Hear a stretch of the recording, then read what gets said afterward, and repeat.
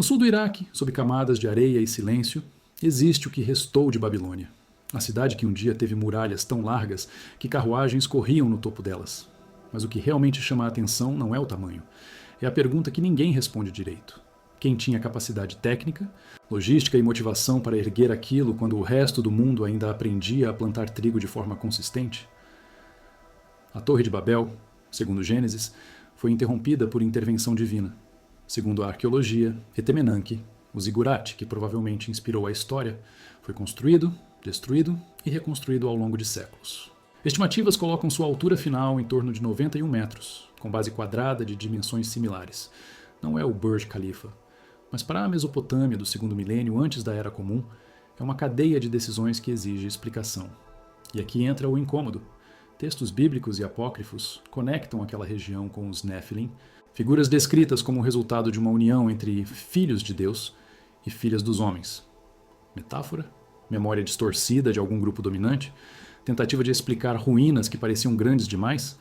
A linha entre mito, propaganda e registro histórico nunca esteve clara. Hoje vamos seguir os rastros, o que os textos realmente dizem, o que a arqueologia encontrou, onde as teorias divergem e por que esse assunto ainda provoca debate sério.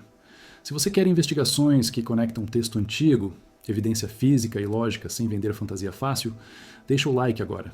Isso ajuda o canal a crescer e a trazer mais conteúdo desse tipo. Vamos direto? O que você vai saber até o final?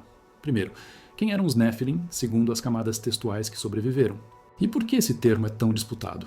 Segundo, como a engenharia de Babilônia, muralhas, zigurates, sistema de água, se conecta com a questão de quem construiu. Terceiro, se a Torre de Babel tinha função astronômica, religiosa ou simbólica, além do que Gênesis conta, e o que as tábuas cuneiformes revelam sobre Etemenanque. 3 entregas. Nenhuma vai ser a verdade final. Mas todas vão te dar ferramentas melhores para decidir o que faz sentido.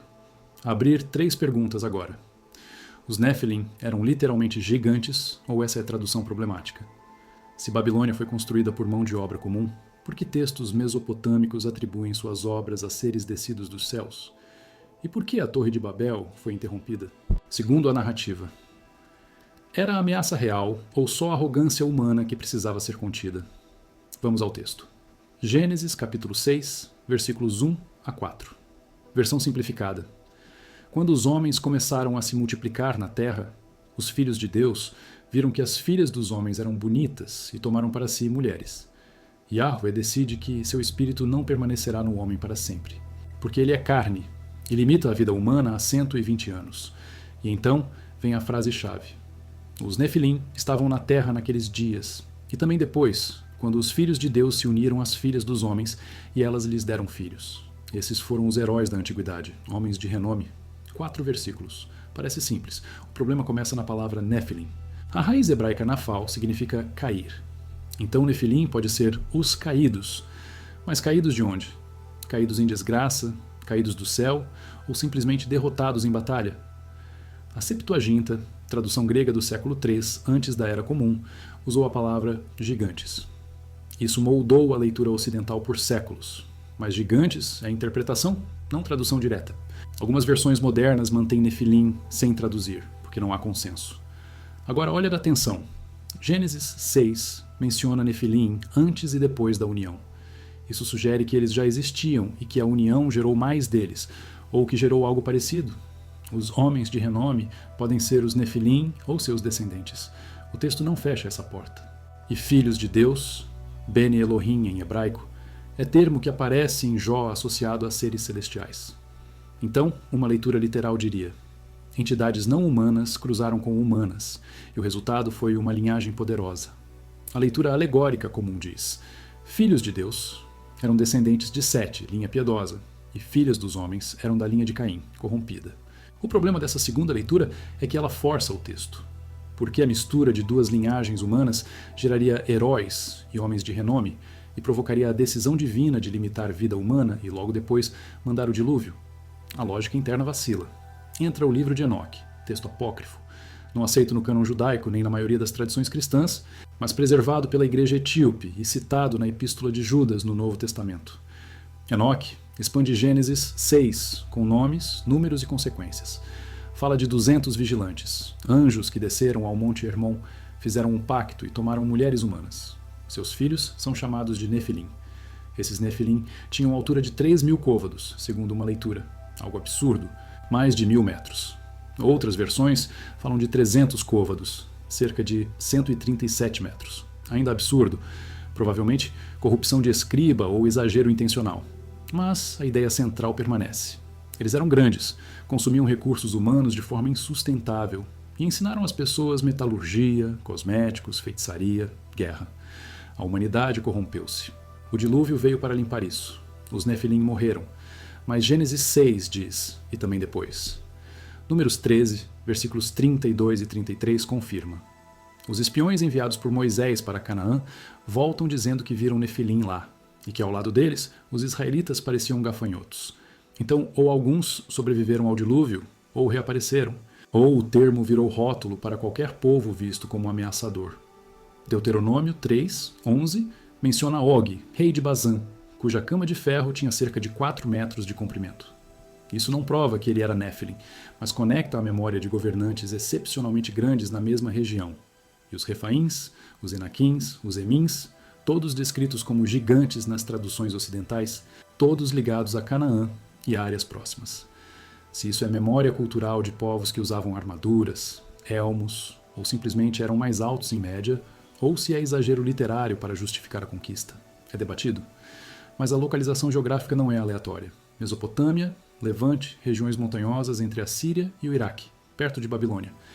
E Babilônia, na tradição judaica posterior, é frequentemente associada à rebeldia pós-diluviana. A Torre de Babel vem logo depois do dilúvio, em Gênesis 11. A humanidade fala uma língua, migra para Shinar, nome bíblico para uma região da Babilônia, e decide construir uma cidade e uma torre cujo topo chegue aos céus, para fazer um nome para si e não ser espalhada pela terra. Yahweh desce, vê a construção e diz que se eles conseguirem isso falando uma língua, nada será impossível para eles. Então confunde as línguas e espalha a humanidade. Construção interrompida. Cidade chamada Babel, que soa como Balau, confundir em hebraico. Mas Babel é o nome hebraico de Babilônia, e babilônios chamavam sua cidade de Babilu, portão de Deus ou portão dos deuses. Não tem nada a ver com confusão. Então já tem aí uma camada de propaganda. Um nome glorioso virou sinônimo de caos. Aqui entra a pergunta física. Babilônia existiu. Etemenanque existiu. Não é mito total. Nabucodonosor II, no 6º século antes da Era Comum, reconstruiu e expandiu Etemenanque. Tábuas cuneiformes descrevem a estrutura. 7 andares, cada um menor que o anterior, terminando em um templo no topo dedicado a Marduk. Altura estimada 91 metros, base 91 por 91 metros. Não é exatamente cujo topo chega aos céus no sentido literal, mas para um observador no chão, olhando aquilo subir andar por andar, o efeito é de escada para o céu. E arqueologicamente, Etemenanque foi construído sobre fundações mais antigas. A primeira versão pode remontar ao período babilônico antigo, por volta de 1800 antes da Era Comum, ou até antes. Ou seja, a história de uma torre-templo monumental em Babilônia não é invenção de Gênesis, é memória de algo real. A questão é o que Gênesis fez com essa memória. Uma leitura possível. A narrativa de Babel é polêmica teológica contra a Babilônia. Israel, pequeno, frequentemente subjugado por impérios mesopotâmicos, cria uma história onde o projeto mais grandioso de Babilônia, seu zigurate, é interrompido por Deus como punição. Inverte a propaganda. O portão dos deuses vira símbolo de arrogância. Babel vira maldição. Faz sentido como estratégia literária. Mas isso não explica por que a memória de construções excepcionais na Mesopotâmia é tão persistente, nem porque textos mesopotâmicos também atribuem essas obras a figuras semidivinas.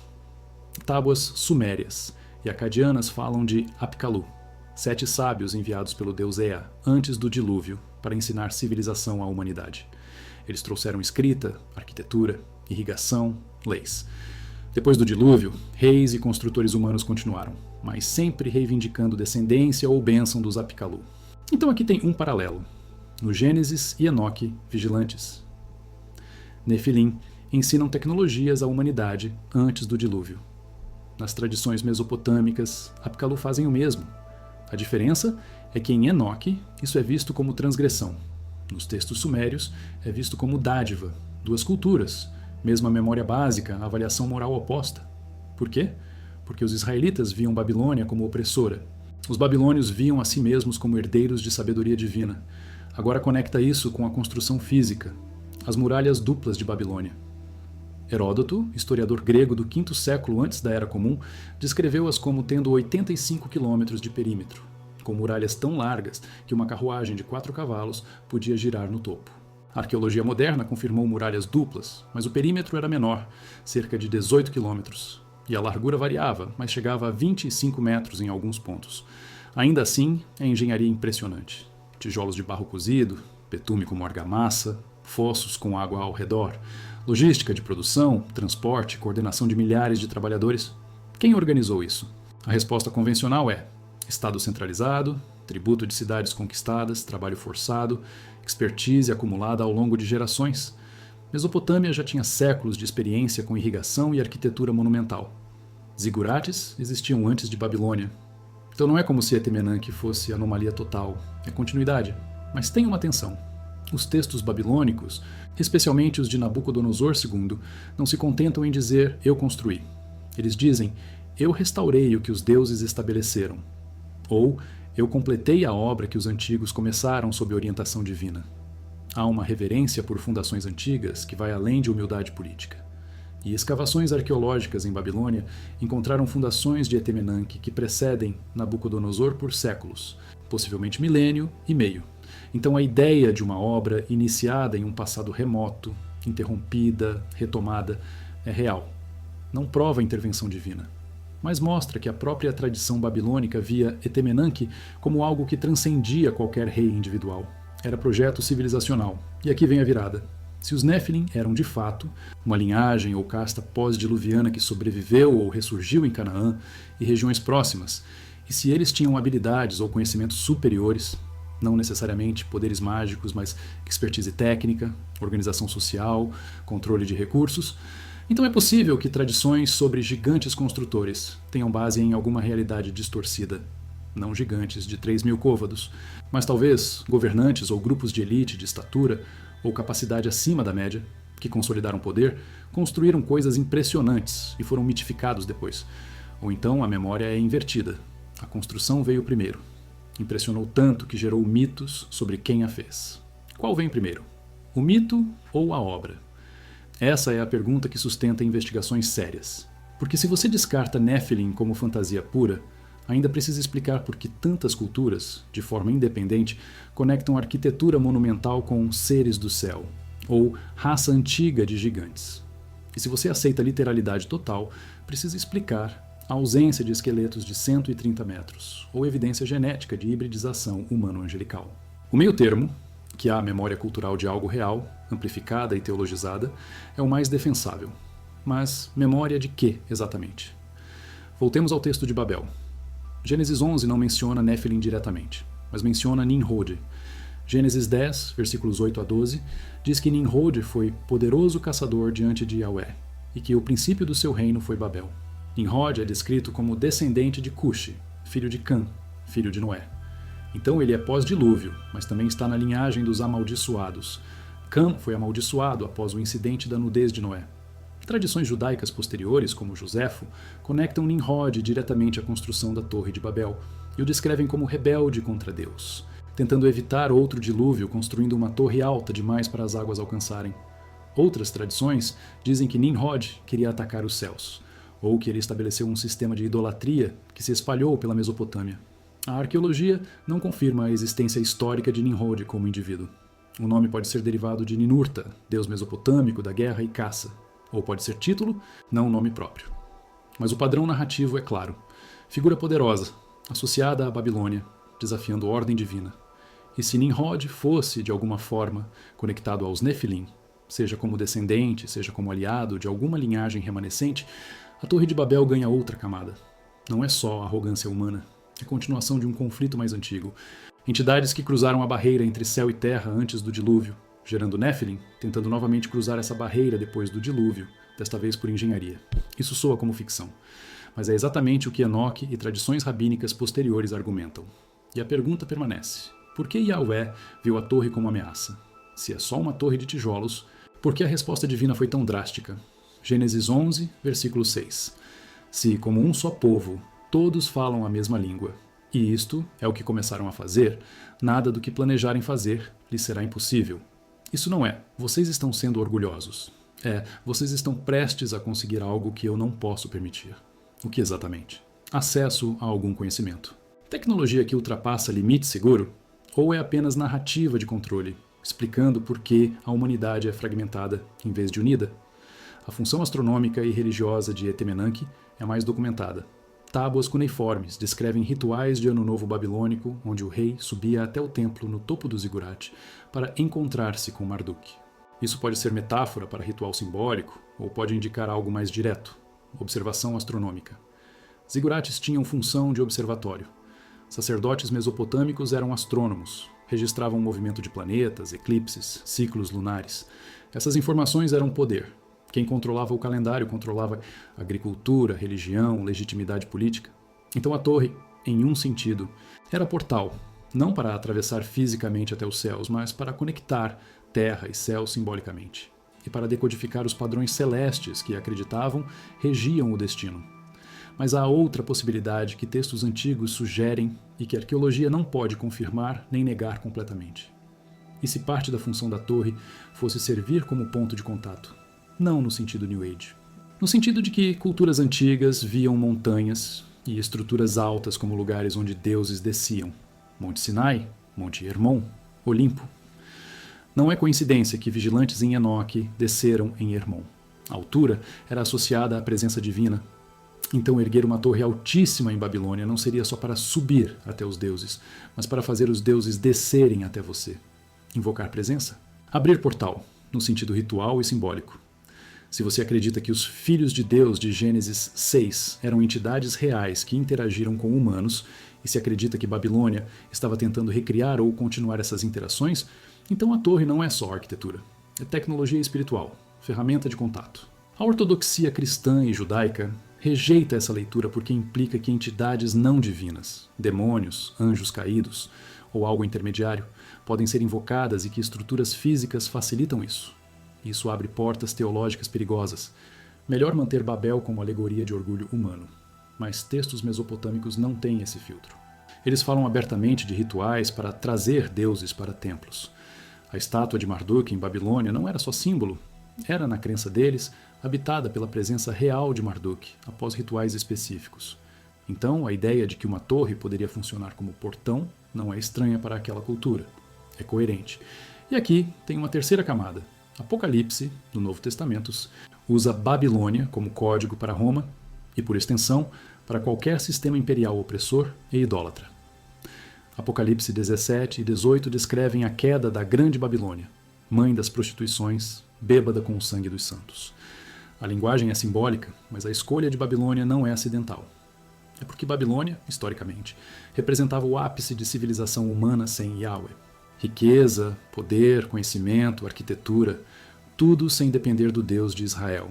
E isso, para a teologia bíblica, é o problema central. Não é que Babilônia fosse mal construída, é que ela foi construída sem reconhecer a fonte certa de autoridade. Então, se juntarmos as camadas, Nefilim, memória de linhagem poderosa, ou elite construída sobre conhecimento proibido. Após, Nimrod, figura rebelde fundadora de Babel.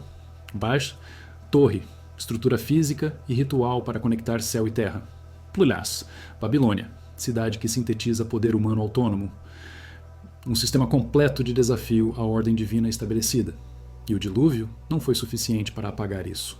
Babel foi a tentativa de reconstruir, de retomar. E a confusão das línguas foi a contramedida para impedir que a humanidade se unificasse novamente sob esse projeto. Não é mais só história de torre, é guerra de narrativas civilizacionais. Mas a realidade material resiste à narrativa perfeita. Babilônia foi destruída e reconstruída várias vezes. Alexandre, o Grande, morreu lá. Persas, gregos, partas, todas passaram. E o que restou?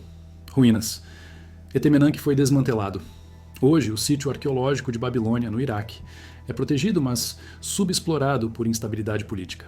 Saddam Hussein tentou reconstruir partes de Babilônia nos anos 80 e 90, colocando seu nome em tijolos ao lado de Nabucodonosor, projeto de propaganda megalomaníaca interrompido por guerras. Então, até a tentativa moderna de restaurar Babilônia terminou em ruína. Há um padrão. Se a torre foi interrompida por confusão divina, e se Babilônia caiu repetidamente ao longo da história, será que há algo sobre aquele lugar que impede conclusão? Ou é apenas azar geopolítico? Mesopotâmia sempre foi zona de conflito por ser rica e estratégica? Difícil dizer. Mas a persistência simbólica é real. Babilônia, na mente ocidental, nunca morreu. É arquétipo. E arquétipos têm peso. A contagem de palavras até aqui está em torno de 3.000. Próxima etapa. Evidências físicas específicas, comparações de logística de construção. E o que a arqueologia realmente diz sobre capacidade técnica da Mesopotâmia no período relevante. Também contrastar com outras estruturas antigas, pirâmides, muralhas chinesas, para avaliar se Babilônia é excepcional ou parte de um padrão global de monumentalidade. E preparar o terreno para o CTA do meio e para a discussão final sobre cenários interpretativos. A questão técnica é esta. Babilônia, no seu auge sob Nabucodonosor II, cobria cerca de 890 hectares dentro das muralhas. População estimada entre 80 e 200 mil habitantes, dependendo da fonte. Para contexto, Roma, no auge do Império, tinha cerca de 1 milhão. Então, Babilônia não era a maior cidade do mundo antigo, mas estava no topo. E a densidade de construção monumental era excepcional. Além de Etemenanque, havia o portão de Estar, revestido com tijolos esmaltados azuis, decorado com dragões e touros em relevo. Processional Way, avenida cerimonial de 680 metros, ladeada por muros com 120 leões em relevo. Jardins suspensos, se existiram ali, alguns arqueólogos argumentam que estavam em Nínive, não Babilônia, seria um sistema hidráulico em terraços. E sistema de canais conectando o Eufrates à cidade, permitindo irrigação, transporte, defesa. Isso não acontece por acidente. Exige planejamento centralizado, controle de recursos, know-how acumulado e, chave aqui, mão de obra massiva e coordenada. A resposta óbvia é Estado. Babilônia tinha burocracia, escribas, arquitetos, tributos de províncias. Mesopotâmia, como um todo, teve 3.000 anos de desenvolvimento urbano contínuo antes de Nabucodonosor. Sumérios já construíam zigurates no 4º milênio antes da Era Comum. Ur, Uruk, Eridu, todas tinham templos-torre. Então, quando Babilônia ergue Etemenanque, não está inventando, está refinando. E a tecnologia de tijolos queimados já era madura. Fornos podiam produzir milhões de tijolos. Betume era extraído de depósitos naturais na região. Transporte por barco no Eufrates. Logística resolvida, com o tempo. Mas duas tensões permanecem. Primeira, por que Etemenanque foi tão alto? 91 metros é a estrutura de 7 andares, cada um recuado. Mas a física de compressão em tijolos de barro tem limites. Quanto mais alto, mais peso na base. Sem aço ou concreto moderno, a distribuição de carga é crítica. Zigurates resolveram isso com um núcleo sólido de tijolos de barro cru, mais baratos, e revestimento de tijolos cozidos, mais fortes. Mas mesmo assim, 91 metros é ambicioso. Pirâmides do Egito são mais altas. A de Quéops tem 146 metros, mas são sólidas, não têm andares internos funcionais como o zigurate. Então a comparação não é direta. Catedrais góticas europeias chegaram a 160 metros, mas isso é 1.500 anos depois de Nabucodonosor, com arcos ogivais e contrafortes. Então Etemenanque, para seu tempo e material, está no limite do factível. Não é impossível, mas exige engenharia de ponta, segunda tensão. Por que tantos textos mesopotâmicos atribuem construções antigas a tempos dos deuses ou a reis antediluvianos? A Lista Real Suméria, documento cuneiforme do 3º milênio antes da Era Comum. Lista reis que governaram antes do dilúvio com reinados de dezenas de milhares de anos. Alulim de Eridu, primeiro rei, teria governado 28.800 anos. Óbvio que isso não é literal. Mas o que está sendo codificado? Uma possibilidade é que anos eram contados diferente, talvez meses ou lunações. Outra é que são dinastias inteiras comprimidas em um rei. Ou é pura mitologia. Mas o padrão é este. Quanto mais antigo, mais extraordinário. E isso não é exclusivo da Mesopotâmia. Egípcios tinham Zep-Tepi, primeiro tempo, era de deuses governando diretamente. Chineses têm 3 soberanos e 5 imperadores, semidivinos. Maias tinham eras cíclicas com gigantes e deuses criadores. Então, a memória global de tempo anterior, onde as regras eram diferentes. Será que isso é só estrutura narrativa para justificar tradição? Ou a memória distorcida de algo real? Voltemos aos Néfilim. Números 13. Os espiões em Canaã descrevem ver filhos de Anak. E dizem, também vimos ali os Nefilim, descendentes de Anak, e éramos aos nossos olhos como gafanhotos. E assim, também éramos aos olhos deles. Isso é relato de testemunha ou exagero para desencorajar a invasão? Contexto. Os espiões estavam tentando convencer Israel a não entrar em Canaã, dizendo que era impossível conquistar. Então há viés, mas Josué e Caleb, que queriam entrar, não negaram a existência dos filhos de Anak. Apenas disseram que poderiam vencê-los com a ajuda divina. Então parece que algo estava lá, e que era intimidante. Deuteronômio 2, 10 e 11 menciona os Emins, povo anterior em Moabe. Grande, numeroso e alto como os Anaquins. Também eles eram considerados Refaíns, assim como os Anaquins. E 9, 2, povo grande e alto, filhos dos Anaquins, dos quais você sabe e ouviu dizer: quem pode resistir aos filhos de Anak? Então há múltiplas referências a grupos de estatura ou poder excepcional em Canaã e regiões próximas. A arqueologia confirma algo? Esqueletos humanos encontrados em escavações no Levante não mostram população consistentemente muito mais alta que média. Média de altura para homens no Levante da Idade do Bronze era cerca de 1,65 m. Alguns indivíduos chegavam a 1,80 m. Excepcional, mas não gigante. Então, ou os gigantes eram só pessoas altas para os padrões da época, e israelitas eram mais baixos, aumentando o contraste. Ou os relatos são exagerados, ou os esqueletos dos gigantes não foram encontrados ainda, ou foram deliberadamente destruídos, escondidos. Há também possibilidade de que gigante seja termo militar ou social, não literal. Gibor, em hebraico, significa herói, guerreiro poderoso. Nefilim são associados a Giborim, heróis de renome. Então talvez fossem guerreiros de elite, talvez usando armaduras que os faziam parecer maiores, ou montados em cavalos, apesar de cavalos serem raros na época. Ou então eram governantes de dinastias poderosas, e o termo gigante era honorífico. Isso explicaria por que eles são lembrados e temidos, sem exigir altura absurda. Mas então por que Gênesis 6 os descreve como resultado de união entre filhos de Deus e filhas dos homens? Se fossem só humanos grandes, por que a origem sobrenatural? A leitura de que filhos de Deus eram anjos é a mais antiga e consistente nas fontes judaicas pré-rabínicas. Filo de Alexandria, Joséfo, Targumim aramaicos, todos assumem isso. A mudança vem depois, na era rabínica, quando a ideia de anjos caindo e reproduzindo se torna teologicamente problemática para o judaísmo em formação. Aí surge a leitura de linha de Sete. O cristianismo primitivo manteve a leitura angelical. Justino Mártir, Ireneu, Clemente de Alexandria, todos falam de anjos caídos gerando gigantes. Mas depois do século IV, com Agostinho, a leitura alegórica ganha força. Agostinho argumenta que anjos são espíritos e não podem ter sexo. Logo, filhos de Deus são humanos piedosos. Problema: a lógica interna do texto não sustenta bem isso. E textos apócrifos, como Enoque, que eram citados pelos primeiros cristãos, são explícitos. Anjos com corpos, relações físicas, descendência monstruosa. Mas vamos aplicar na Valha de Ockham.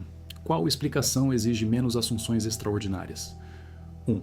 Anjos literalmente desceram, tiveram sexo com mulheres, geraram híbridos com habilidades sobre-humanas e isso causou o dilúvio. Requer aceitar ontologia sobrenatural literal. 2.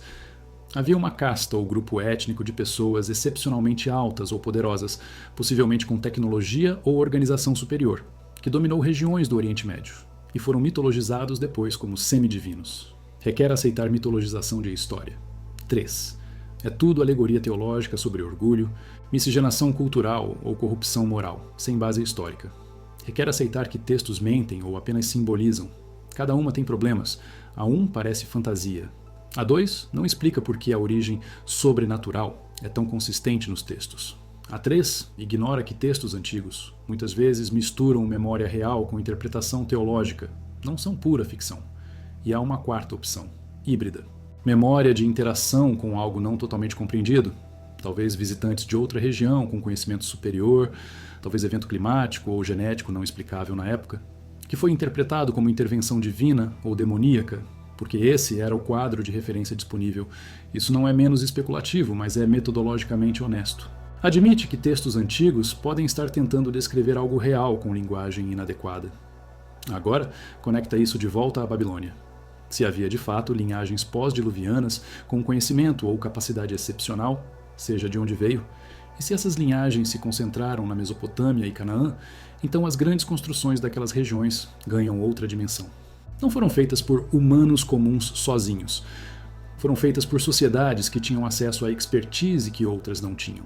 E a origem dessa expertise pode ter sido transmissão de conhecimento de uma era anterior, antediluviana, ou contato com um grupo externo mais avançado, ou desenvolvimento independente acelerado por condições ideais, rios, agricultura, urbanização precoce.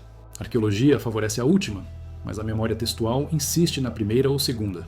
Comparação útil: as pirâmides de Gizé, construídas por volta de 2500 antes da Era Comum, cerca de 1300 anos antes de Nabucodonosor reconstruir Etemenanque.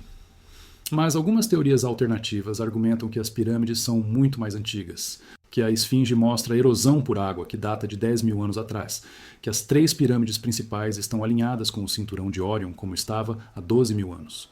Egiptologia convencional rejeita isso, apontando inscrições de Kelps, técnicas de construção conhecidas, ausência de evidência para a datação radical.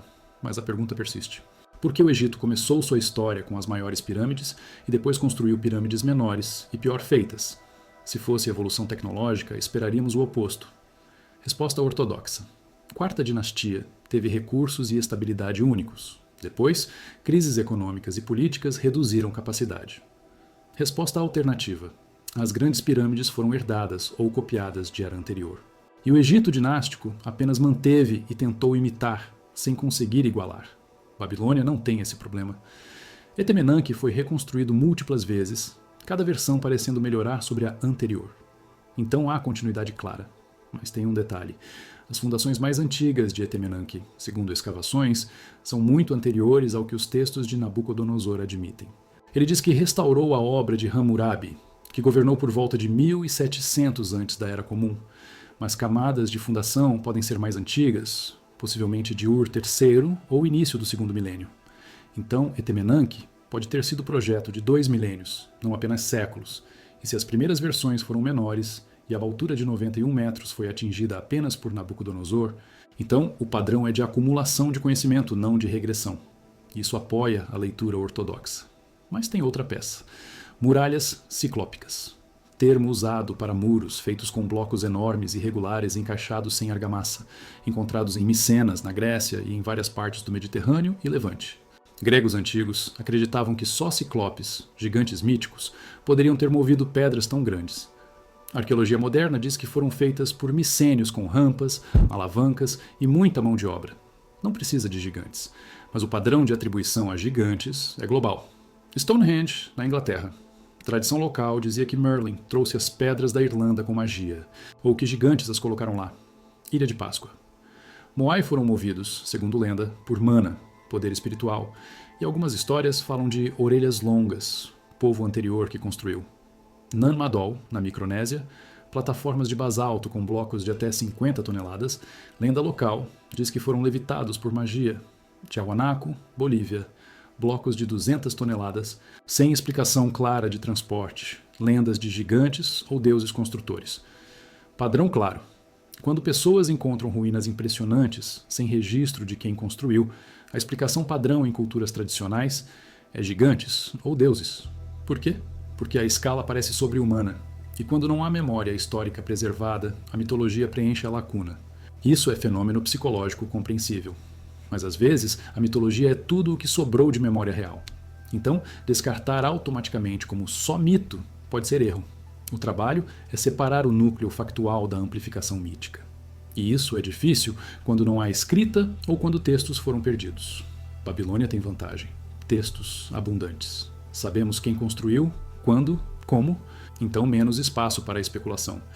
Mas a conexão com Nephilim vem de textos bíblicos e apócrifos, não de textos babilônicos. Babilônios não falam de Nefilim, falam de Apkallu. E Apkallu são sempre descritos como benéficos, trazendo ordem do caos. Nefilim, na tradição bíblica, são caos. Então há narrativas concorrentes sobre a mesma região e época com valores morais opostos. Quem está certo? Ou ambos estão interpretando os mesmos eventos através de lentes culturais diferentes? Pergunta prática. O que você lê quando vê filhos de Deus em Gênesis 6? Anjos literais, linhagem piedosa, governantes poderosos ou algo que não cabe em nenhuma dessas caixas? Você lê isso como metáfora, memória histórica distorcida, mistura das duas ou outra coisa? O que te convence? Porque a forma como você responde essa pergunta molda tudo o que vem depois. E não é questão de fé cega versus racionalidade, é questão de qual quadro interpretativo você acha que explica mais dados com menos forçação. Deixa nos comentários. Voltando à engenharia. Etemenanque não foi só tijolos empilhados. A estrutura tinha escadarias externas e internas, sistema de drenagem para evitar infiltração de água, revestimento de tijolos esmaltados em partes. E no topo, templo onde, segundo Heródoto, uma mulher passava a noite esperando o deus. Heródoto duvidava da história, mas a registrou. Isso pode ser ritual de hierogamia, casamento sagrado entre sacerdotisa e deus, representado pelo rei ou sacerdote. Prática conhecida na Mesopotâmia, mas há a leitura mais sombria. Se os filhos de Deus de Gênesis 6 eram entidades que interagiam com humanas, e se Babilônia tentava recriar ou convocar essas entidades, então a mulher no topo de Etemenanque poderia ser oferenda ou meio de contato. Isso entra em especulação teológica pesada, mas explica por que textos bíblicos tratam Babilônia com tanta hostilidade. Não é só rivalidade política. É que Babilônia, do ponto de vista israelita, estava literalmente tentando abrir portais para entidades que Yahweh havia julgado e contido. Isaías 14, versos 12 a 15, tem passagem famosa.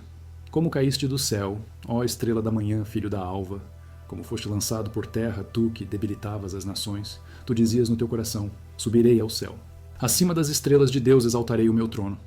Serei semelhante ao Altíssimo. Contudo, serás precipitado ao Sheol, ao mais profundo do abismo.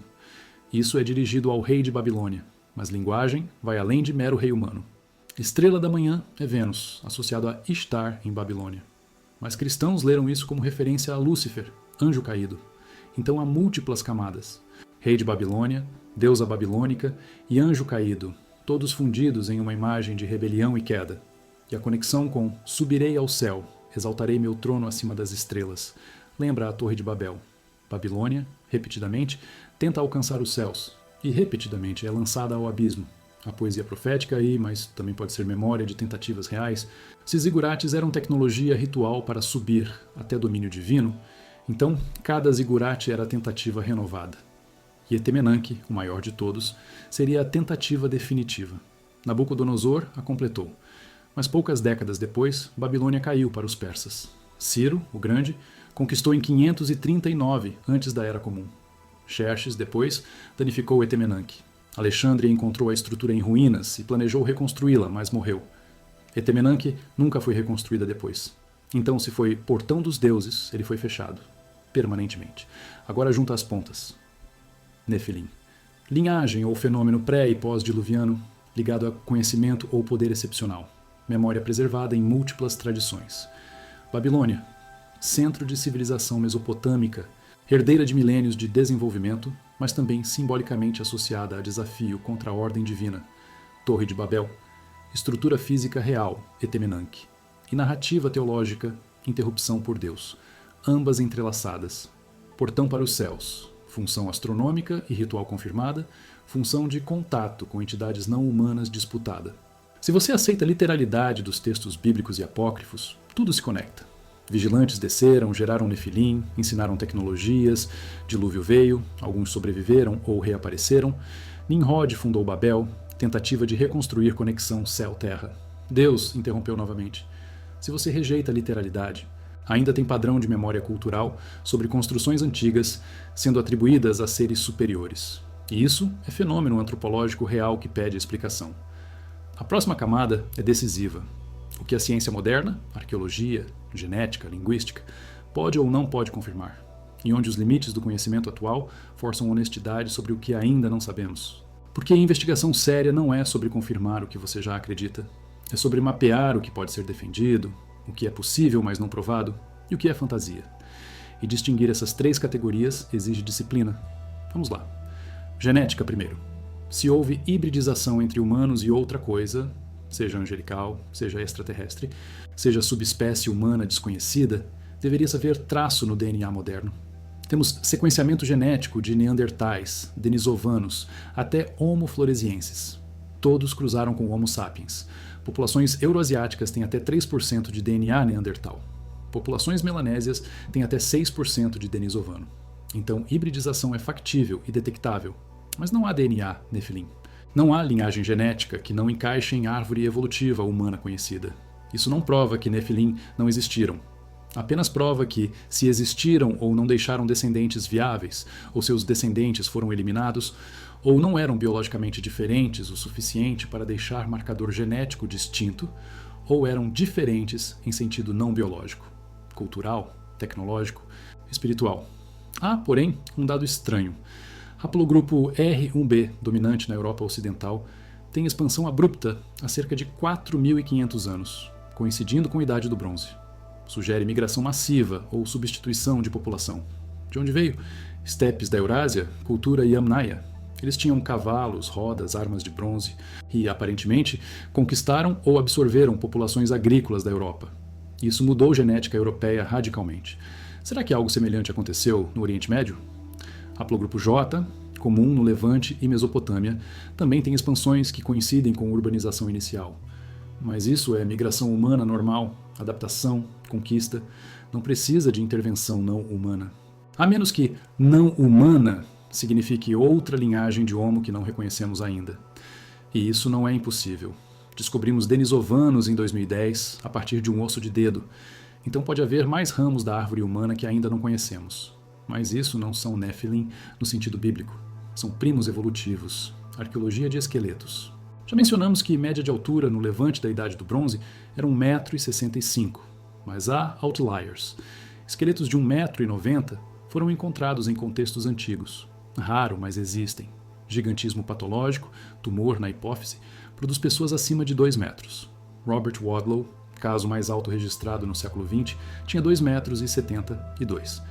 Então, humanos podem ser muito altos sem hibridização com não-humanos, mas indivíduos de 2,70 m são exceções médicas, não populações. Textos sobre Nephilim implicam grupo, não anomalia individual. Então, se Nephilim eram população consistentemente alta, deveria haver cemitérios com média acima de 2 metros. Não há. Cemitérios cananeus escavados têm média normal. Alguns indivíduos grandes, maioria dentro da curva padrão. Conclusão. Ou Nephilim não eram literalmente gigantes, ou seus restos não foram encontrados ou foram destruídos intencionalmente. Há relatos de arqueólogos do século XIX encontrando esqueletos enormes no Oriente Médio e América do Norte, mas quase nenhum foi preservado ou fotografado de forma verificável. Smithsonian Institution, segundo teorias de conspiração, teria escondido ou destruído evidências de gigantes para proteger narrativa darwiniana. Smithsonian nega, e evidência ausente não é evidência de ausência, mas também não é evidência de presença. O que resta são relatos de jornal de qualidade duvidosa, fotos de esqueletos obviamente falsificados, proporções erradas, Photoshop, e alegações não verificáveis. Então, nesse quesito, a ortodoxia ganha. Sem ossos, sem caso. Mas linguística oferece outra porta. A palavra Nephilim aparece apenas 3 vezes na Bíblia hebraica. Gênesis 6, números 13, e possivelmente em Ezequiel 32, 19, se for leitura corrigida. Raiz nafal, cair. Mas há termo relacionado. Refaim aparece mais frequentemente, tanto como nome de povo quanto como termo para espíritos dos mortos ou sombras no Sheol. Isaías 14, 9 usa Refaim para os mortos no submundo, mas Deuteronômio 2 e 3 usam Refaim como nome de povo gigante pré-israelita. E textos ugaríticos, cultura cananeia do 2º milênio antes da Era Comum, mencionam Erpum, espíritos ancestrais poderosos. Então há sobreposição semântica entre gigantes, habitantes antigos, e mortos poderosos. Isso sugere que, na mente antiga, havia conexão entre tamanho, poder excepcional e status pós-morte diferenciado.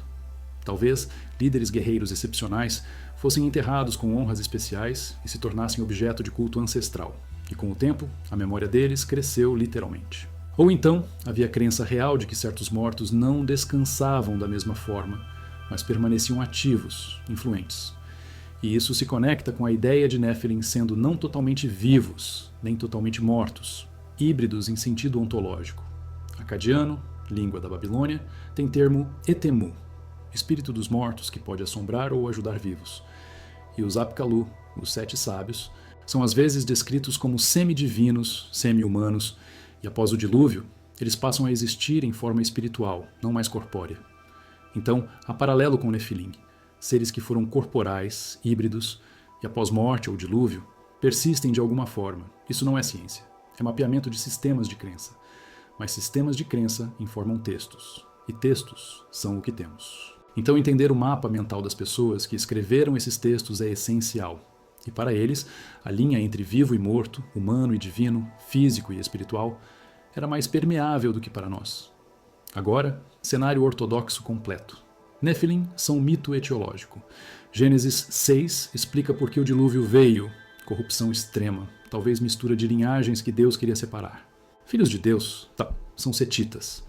Nefilim são apenas guerreiros poderosos de renome, nada sobrenatural. Torre de Babel é parábola sobre orgulho humano e diversidade linguística. Babilônia foi construída por trabalho humano coordenado ao longo de séculos. Zigurates tinham função religiosa e astronômica, nada de portais. Referências a gigantes em Canaã são exageros para justificar conquista ou medo de guerreiros bem armados. Tudo explicável sem sobrenaturalidade. Força desse cenário. Parcimônia não exige aceitar ontologia fora do naturalismo. Explica textos como literatura teológica e política. Fraqueza. Força interpretação sobre texto. Ignora que primeiros leitores, judeus pré-rabínicos, cristãos primitivos, leram literalmente e não explica por que padrão de gigantes construtores é tão global e persistente. Cenário alternativo completo. Nefilim eram reais, híbridos angelical-humano ou resultado de intervenção genética de entidades avançadas, extraterrestres ou interdimensionais, se você preferir essa linguagem. Eles tinham conhecimento superior, ensinaram humanos tecnologias, metalurgia, astronomia, engenharia, e ajudaram a construir estruturas megalíticas ao redor do mundo, incluindo Etemenanque. Dilúvio foi evento para eliminar essa linhagem corrompida. Alguns sobreviveram ou reapareceram. Torre de Babel foi tentativa tecnológica e espiritual de reabrir comunicação com essas entidades. Deus interrompeu confundindo linguagem, que pode ter sido literal, mudança neurológica ou genética, ou simbólica, fragmentação cultural. Força desse cenário. Lê textos de forma mais direta, conecta narrativas globais, explica atribuições de construções a seres superiores. Fraqueza, sem evidência física direta, esqueletos, artefatos claramente não humanos, e exige aceitar intervenção sobrenatural ou de tecnologia indistinguível de magia, o que ciência moderna não pode validar. Cenário híbrido. Houve população ou casta humana com características excepcionais, talvez descendentes de grupo migratório de região com desenvolvimento mais avançado, talvez linhagem de governantes que praticavam endogamia e seleção para tamanho-força, talvez grupo que preservou conhecimento de era anterior, pré-diluviana, se dilúvio foi evento regional real. Eles se concentraram em Mesopotâmia e Levante, construíram cidades e templos e foram eventualmente absorvidos ou exterminados por populações posteriores. Textos bíblicos e apócrifos preservam memória deles, mas filtrada através de lente teológica que os demoniza ou angeliza, dependendo da perspectiva. Zigurates tinham função prática, religião, astronomia, administração, mas também carregavam memória de conexão com o céu, porque a elite que os construiu reivindicava descender de deuses ou seres superiores, o que pode ter sido propaganda ou crença sincera. A força desse cenário equilibra a evidência textual e material, permite memória real, sem exigir literalismo sobrenatural. Fraqueza. É meio termo que pode não satisfazer nem ortodoxia nem alternativa, e deixa muitas perguntas sem resposta clara. Qual desses está certo? Honestamente, não dá para saber com certeza. Arqueologia não vai encontrar asas de anjo fossilizadas, genética não vai sequenciar gene divino. Mas a ausência de evidência extraordinária não é prova de que nada aconteceu. É apenas prova de que, se algo aconteceu, não deixou rastro do tipo que esperamos. E talvez o erro seja esperar o tipo errado de rastro. Se Nefilim eram híbridos espirituais, não biológicos, então não deixariam DNA. Se eram elite cultural, não étnica, não deixariam um marcador genético distinto. Se eram metáfora teológica desde o início, então estamos procurando fantasmas de fantasmas. Mas se eram memória distorcida de algo real, então o rastro está nos textos, nas tradições, nas atribuições persistentes e na inquietação que esses textos ainda causam. Voltando à torre especificamente.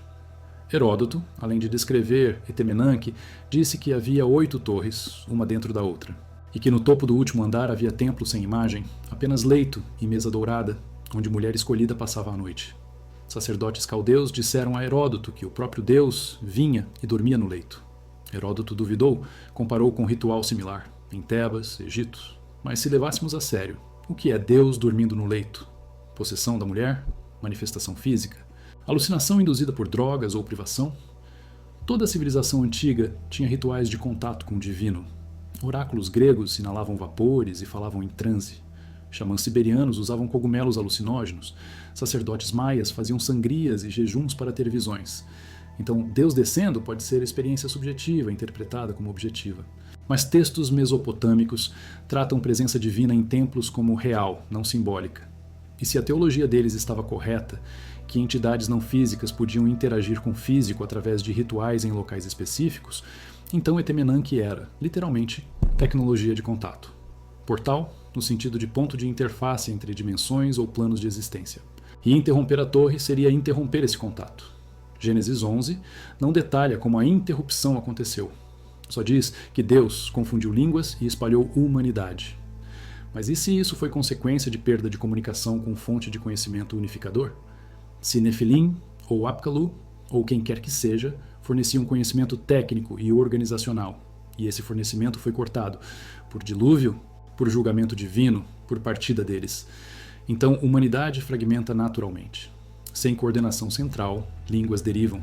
Sem expertise externa, projetos monumentais param.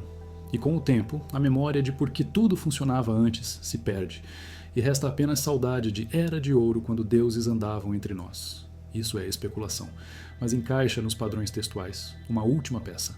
Apocalipse de João, escrito no fim do primeiro século da Era Comum, usa a Babilônia como símbolo do sistema mundial oposto a Deus. Capítulo 18.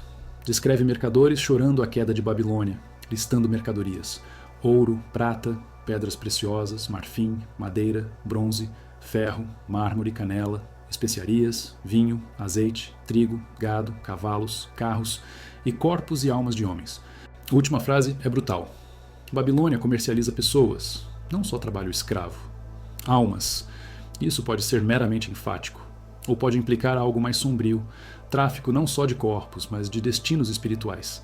E se Babilônia histórica, com seus rituais, suas torres, seus pactos com entidades, estava literalmente negociando almas, fazendo humanos acessíveis a entidades que os corrompem ou controlam, então a hostilidade bíblica faz sentido perfeito. Não é ciúme religioso, é proteção. E a queda final de Babilônia, profetizada em Apocalipse e acontecida historicamente, a cidade nunca mais recuperou glória após dominação persa, seria fechamento de portal, fim de era onde essa interface era possível, até que se tente abrir novamente. E tentativas houve. Pensamento ocultista dos séculos XIX e XX, especialmente correntes como Telema de Aleister Crowley ou Golden Dawn, tentaram reabrir contatos com entidades mesopotâmicas, egípcias, etc. Magia cerimonial muitas vezes usa nomes de deuses babilônicos, símbolos de zigurates, invocações acadianas. Isso funciona? Depende de sua ontologia. Se entidades espirituais são reais e responsivas a ritual, então sim. Se são projeções psicológicas, então funciona apenas subjetivamente. Se são fenômenos naturais mal compreendidos, então pode haver efeito, mas não do tipo esperado. Mas o que importa aqui é que a ideia de Babilônia como ponto de acesso nunca morreu. Ela reverbera em ocultismo, em ficção. Lovecraft usou conceitos mesopotâmicos. Em teorias conspiratórias, Illuminati supostamente cultuam deuses babilônicos. Então Babilônia, a cidade física, está em ruínas. Mas Babilônia, a ideia, está viva. E isso é estranho. Por que uma cidade que caiu há 2.500 anos ainda assombra o imaginário ocidental? Porque ela representa algo arquetípico. Civilização que atinge pico sem depender de Deus único. Que diz: não precisamos de você, construímos nossa própria escada para os céus. E isso é tentação permanente. Cada império, cada era tecnológica, cada movimento que promete transcendência por meios puramente humanos é Torre de Babel renovada. Não literal, mas espiritualmente equivalente. E a memória de que isso já foi tentado e interrompido é aviso. Ou, se você lê diferente, é desafio. Vamos tentar novamente, mas desta vez com sucesso. Então, o que fica de pé depois de tudo isso?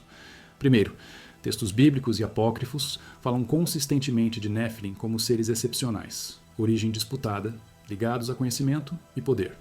Segundo, Babilônia foi centro de civilização real, com engenharia documentada, mas também carregava peso simbólico imenso como rival de Israel. Terceiro, Etemenanke era estrutura real, provavelmente inspirou narrativa de Babel, que tinha funções astronômicas e religiosas claras, Quarto, atribuições de construções antigas a gigantes ou seres superiores. São padrão global, não exclusivo de Bíblia. Quinto, ciência moderna não confirma hibridização humano-angelical, mas também não pode negar categoricamente memórias culturais de interação com algo ou outro. Sexto, literalismo estrito e alegorismo estrito. Ambos têm problemas. Leitura de memória real amplificada teologicamente é meio termo defensável, o que permanece aberto. Se houve população ou fenômeno histórico real por trás de Nephilim. Se conhecimento técnico antigo foi transmitido de fonte externa ou desenvolvido independentemente. Se zigurates tinham função além do prático, e se essa função funcionava no sentido pretendido. Se textos bíblicos preservam história ou apenas polemizam. Se há sentido em buscar evidência material de narrativas sobrenaturais ou se categorias são incompatíveis. E, finalmente, se há conexão real entre eventos antigos e tentativas modernas de reabrir essas portas. Investigações desse tipo nunca terminam com eis a resposta.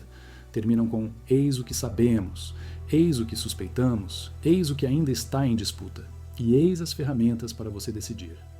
Porque no fim, questões sobre Nephilim, Babilônia, torres e portais tocam em algo mais profundo que a arqueologia. Tocam em cosmologia pessoal. Você vive em um universo onde a fronteira entre físico e espiritual é rígida e intransponível? Ou em um universo onde essa fronteira já foi cruzada e pode ser novamente? Sua resposta muda como você lê textos, como interpreta ruínas, como vive. E isso é grande demais para resolver em um vídeo, mas esperamos ter dado mapas melhores. Se conteúdo assim, que respeita textos antigos, evidência material e pluralidade de interpretações, sem forçar conclusão fácil, é o que você quer mais. Inscreva-se e ative notificações. Comentários honestos, mesmo discordantes, são bem-vindos. E se você conhece alguém que oscila entre ceticismo total e credulidade total sobre esses assuntos, compartilhe esse vídeo. Caminho do Meio é menos popular, mas é onde investigação séria acontece. Último pensamento. Babilônia tentou chegar aos céus e foi interrompida. Mas por quê? Se era só arrogância, por que a resposta teve que ser tão drástica? E se Nimrod e os construtores de Babel sabiam algo que foi apagado, algo sobre como estrutura física pode alterar a realidade espiritual, sobre como coordenação humana unificada pode desafiar hierarquias que preferem humanidade fragmentada? Pergunta vale para ontem e para hoje. Porque cada vez que tecnologia promete transcendência, IA, engenharia genética, neurociência, cripto, o que for, é eco da mesma promessa.